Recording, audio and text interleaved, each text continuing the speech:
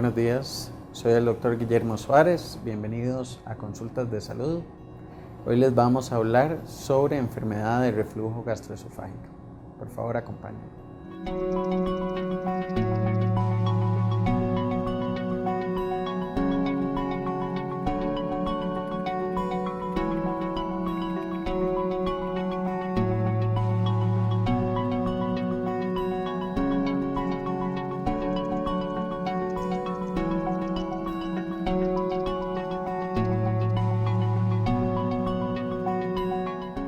La enfermedad de reflujo gastroesofágico es una condición que se caracteriza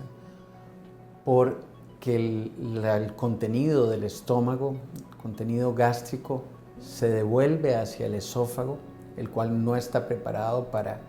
para poder manejar las condiciones de estos irritantes y provoca varios tipos de síntomas de los cuales vamos a hablar.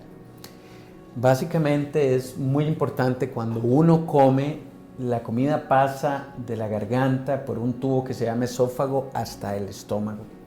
Una vez en el estómago hay un anillo de fibras musculares que se llama el esfínter esofágico inferior. Si este esfínter esofágico, que es como una válvula, funciona de manera adecuada, el contenido del estómago, el contenido gástrico no se va a devolver hacia el esófago. Sin embargo, en algunas ocasiones y sobre todo en la enfermedad de reflujo gastroesofágico, por alguna condición de las que vamos a hablar, este anillo, esta válvula no funciona de manera adecuada y entonces el contenido gástrico vuelve hacia el esófago, causando diversos síntomas e inclusive daño en el esófago. Es importante que los síntomas principales del reflujo gastroesofágico incluyen la sensación de agrura o que se devuelve la comida, lo que se llama regurgitación. Estos síntomas son muy frecuentes, inclusive que puedan presentarse en la población general, o sea, todos los tenemos de vez en cuando. Sin embargo, cuando se presentan de una manera severa y repetitiva, por lo menos un par de veces muy sintomáticas en una semana o cuando interfieren en la vida diaria, en la realización de las actividades diarias, es cuando se llama una enfermedad de reflujo gastroesofágico. Ahora, hay varias causas que se relacionan con este tipo de enfermedad. Sobre todo es importante mencionar algunas relacionadas con la dieta, sobre todo la ingesta de alcohol, la ingesta de irritantes o comidas muy condimentadas o grasosas, la presencia de una hernia hiatal. La hernia hiatal se refiere cuando el estómago se desplaza de la posición normal, que es dentro del abdomen, hacia el tórax a través del músculo diafragma, que es el músculo que separa el tórax del abdomen. También hay otras condiciones como el tabaco, el fumado es una condición que afecta mucho la válvula al final del esófago y entonces favorece que haya reflujo gastroesofágico. La presencia de obesidad o sobrepeso aumenta la presión dentro del abdomen y aumenta también las posibilidades de tener reflujo gastroesofágico. Ciertas condiciones como por ejemplo el embarazo o enfermedades que se relacionan con la motilidad, con el movimiento del aparato digestivo, como enfermedades del colágeno tipo escleroderma, pueden afectar también la válvula que está al final del esófago, el esfínter esofágico inferior, y de esta manera favorecer también el reflujo gastroesofágico. Dentro de las causas del reflujo gastroesofágico es muy importante a la hora de hacer la historia clínica tomar en cuenta los medicamentos que está tomando cada persona. Esto es porque hay muchos medicamentos que pueden producir o agravar el reflujo gastroesofágico y es importante tenerlos en cuenta a la hora de realizar el tratamiento. Medicamentos para los mareos o medicamentos para la presión arterial, medicamentos para el asma o para dilatar los bronquios pueden afectar de una u otra manera el movimiento del esófago y la función de la válvula del esfínter esofágico inferior, así produciendo reflujo gastroesofágico. Es también importante tomar en cuenta el uso, sobre todo de manera discriminada, de analgésicos y de antiinflamatorios que pueden producir tanto irritación del estómago, aumento de la cantidad del ácido del estómago y empeorar los síntomas del reflujo gastroesofágico. Los principales síntomas de la enfermedad de reflujo gastroesofágico se dividen en lo que se llaman síntomas típicos y síntomas atípicos. Los síntomas típicos se refieren a los que se presentan con mayor frecuencia. Sobre todo estamos hablando de la sensación de ardor detrás del esternón, lo que se conoce como agrura, o la sensación de sabor de la comida, que se devuelve la comida y prácticamente se percibe como una irritación detrás del esternón o inclusive en la garganta. Las náuseas después de comer es otro de los síntomas típicos y ocasionalmente la sensación de que algo se queda atorado detrás del esternón o que la comida le cuesta bajar son síntomas que también pueden estar presentes en este tipo de enfermedad. Los síntomas atípicos son, digamos que, síntomas más solapados o que a la población general inclusive le cuesta relacionarlo con un problema digestivo. Y los síntomas atípicos son, sin embargo, muy importantes y se refieren sobre todo a la presencia muchas veces de síntomas respiratorios, como puede ser tos, como puede ser problemas de ronquera, que se llama disfonía, o problemas inclusive de dolor torácico que se pueden confundir con síntomas, por ejemplo, cardíacos. También la presencia de daño o a nivel de estructuras de la boca, daños dentales, la presencia de infecciones respiratorias a repetición son algunos de los síntomas atípicos que es muy importante tener en cuenta para poder tratarlos de una manera adecuada.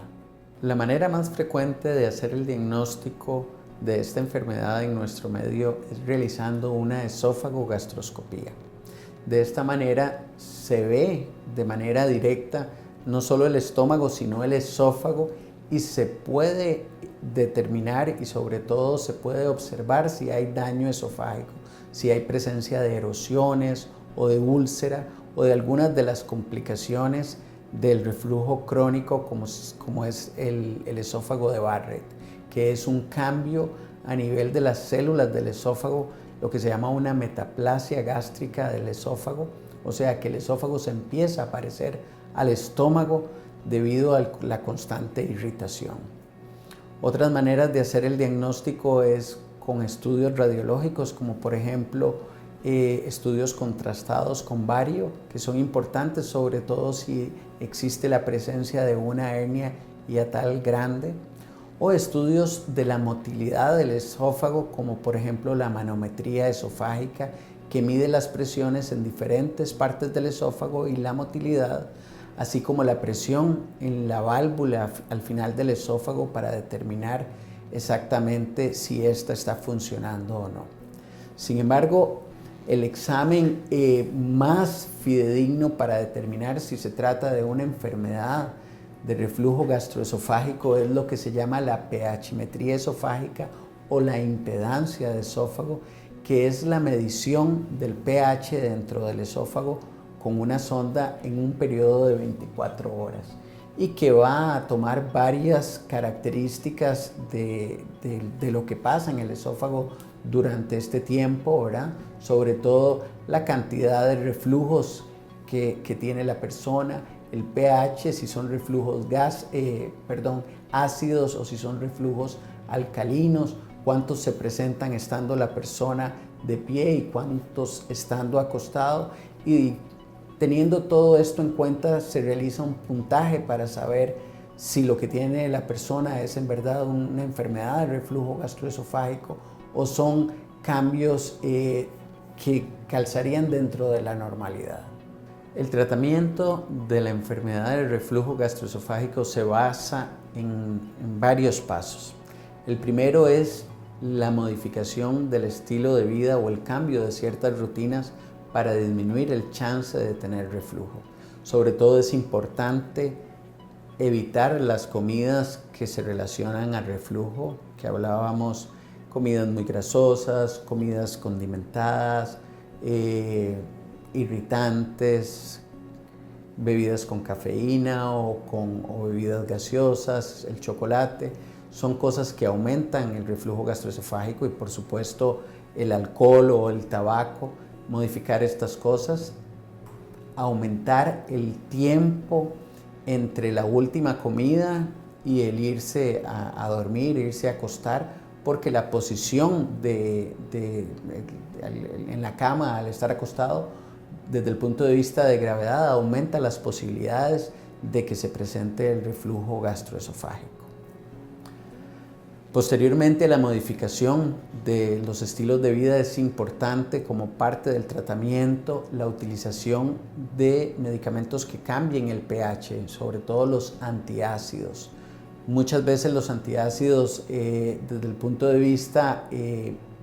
sintomáticos, son muy efectivos, ¿verdad? Los que se pueden tomar y rápidamente pueden aliviar los síntomas. También hay otros medicamentos que van a disminuir la cantidad de ácido, como son los bloqueadores H2 o los inhibidores de las bombas de protones, que básicamente lo que hacen es bloquear las células y las glándulas a nivel del estómago que producen el ácido. Como la gran mayoría de los reflujos o de los síntomas de la enfermedad del reflujo gastroesofágico se deben a que un material ácido se devuelve hacia el esófago, la manera en que estos medicamentos actúan es cambiando las condiciones o las características de ese líquido o ese contenido que se va a devolver al esófago y de esa manera disminuir la irritación o disminuir el daño esofágico al cambiar y hacer un líquido o un reflujo más neutro y menos dañino. Además de las modificaciones en el estilo de vida y los medicamentos antiácidos o que cambian el pH del contenido gástrico, en algunos pacientes hay que considerar la cirugía como parte del tratamiento de esta enfermedad. Básicamente hay varios tipos de pacientes, pero sobre todo cuando el paciente no quiere tomar medicamentos de por vida, que muchas veces es necesario en este tipo de enfermedad, cuando hay presencia de síntomas atípicos severos, sobre todo síntomas respiratorios, es importante considerar la cirugía como una opción para poder controlar completamente este tipo de síntomas. Cuando existe la presencia de una hernia hiatal grande y entonces hay un cambio anatómico que a pesar de los medicamentos no va a mejorar y que va a seguir estando relacionado a la presencia de un reflujo, es importante realizar o considerar la cirugía como parte del tratamiento. Mucha gente considera o relaciona este tipo de cirugía con grandes heridas, sin embargo, desde hace ya bastante tiempo se hacen por vía laparoscópica, o sea, es una reparación que permite hacerse mediante incisiones muy pequeñas y teniendo una recuperación bastante rápida. Este tipo de cirugías también se les conoce como funduplicaturas y básicamente se trata de varios pasos. Lo que se hace es, en primer lugar, volver el estómago a la posición normal cuando hay una hernia hiatal, cerrar el diafragma cuando hay un hiato o un agujero muy grande y después se envuelve la parte final del esófago como si fuera con una corbata con parte del estómago para hacer una nueva válvula a nivel del esófago y que así el paciente cuando coma no vaya a tener reflujo o no se vaya a devolver la comida de nuevo. Una de las opciones que se ha utilizado últimamente para hacer esta cirugía más efectiva es sobre todo la colocación de una malla una vez hecha la reparación. Esto es porque cuando hay presencia de una hernia hiatal, usualmente el tejido es un tejido muy suave y a pesar de que se repare con puntos o se coloque, puede tender a disminuir la fuerza conforme pasa el tiempo. Entonces ahora hay la opción de colocar este tipo de mallas que va a reforzar el tejido y que va a hacer la cirugía muchísimo más efectiva durante muchísimo más tiempo.